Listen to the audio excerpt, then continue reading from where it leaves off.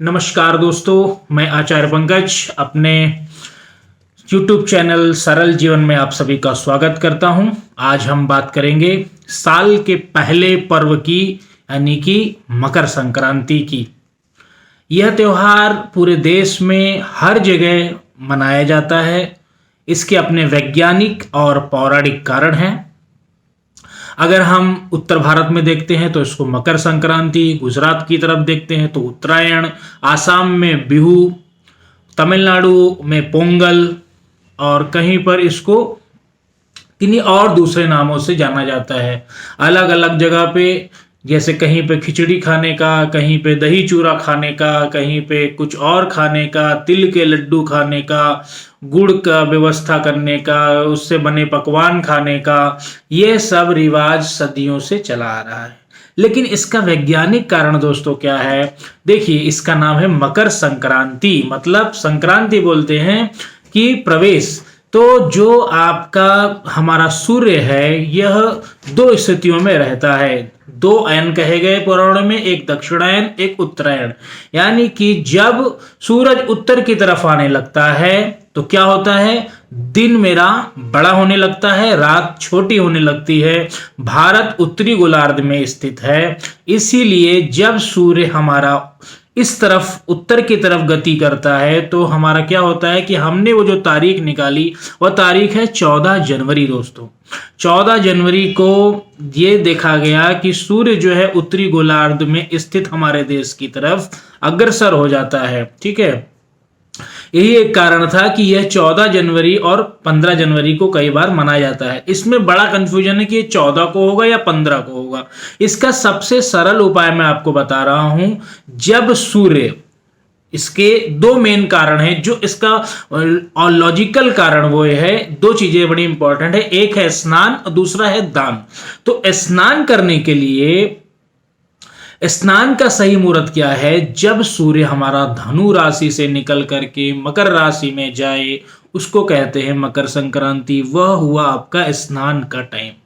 इसमें स्नान करने की जगह जगह बहुत पौराणिक व्यवस्थाएं हैं। आप दुनिया इसमें स्नान करते, आप देखते भी होंगे। आपके कोई त्रिवेणी में स्नान करता है, कोई गंगा में, कावेरी में, गोदावरी में, जो जिसके पास जो भी पवित्र नदियां हैं वहां पर जाकर के स्नान किया जाता है इसमें।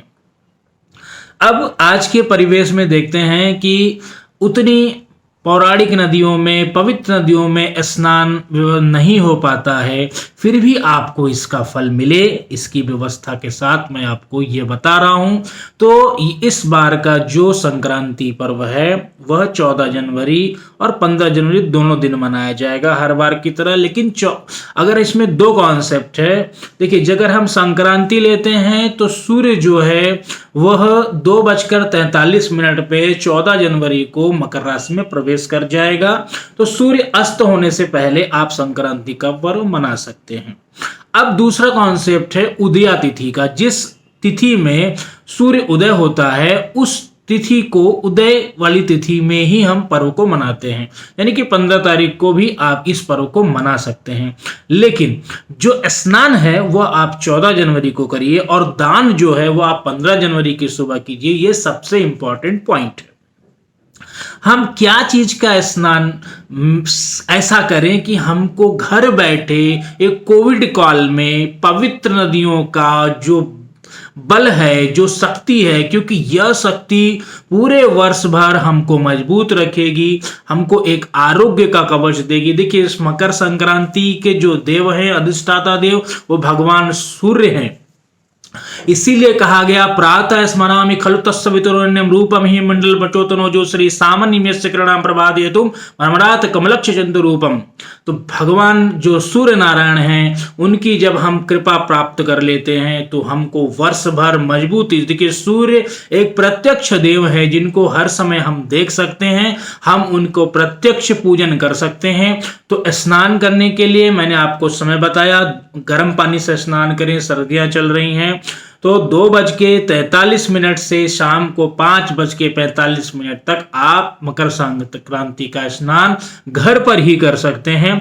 घर पर करने के लिए आपको 7 चीजों की जरूरत होगी। उन चीजों को आप पहले व्यवस्थित कर लें जिससे उस दिन आपको समस्या ना हो। एक तो आपको चाहिए होगा काले तिल 10 ग्राम, चावल 10 से 15 ग्राम, सफेद सरसों 10 ग्राम, फिटकरी 10 ग्राम, खड़ा उड़द 10 से 12 दाने, इत्र 2 बूंद 2-4 बूंद और आंवला रस थोड़ा सा 5 से 10 ml। ये व्यवस्था आप कर लें।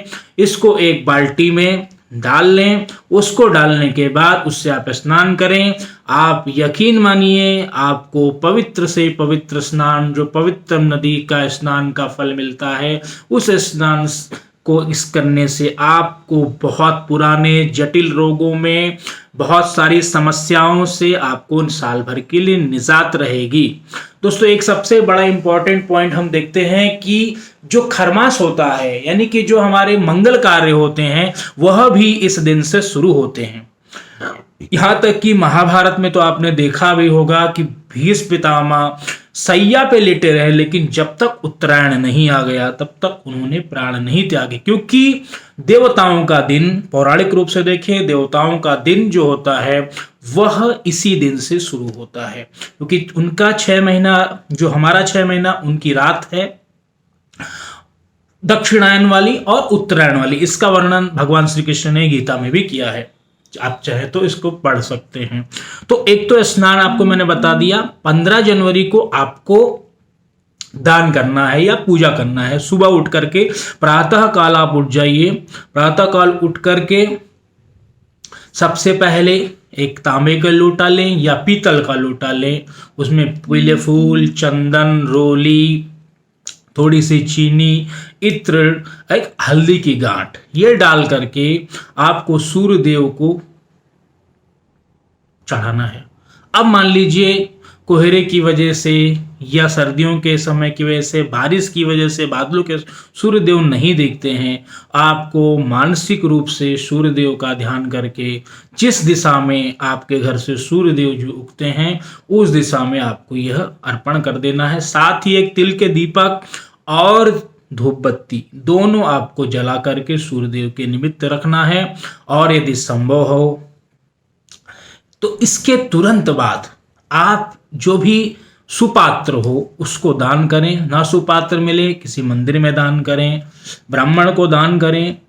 दान में आप सबसे जो उत्तम दान मैं आपको बता रहा हूं वह है कंबल। अगर आप कंबल दान करते हैं, इसमें तो आपकी राशि कोई भी हो, आप किसी भी नक्षत्र में व्यवस्थित हो, लेकिन उससे आपको लाभ मिलेगा। इसके नक्षत्र ग्रह सब आपके बढ़िया रहेंगे इस दान के बाद।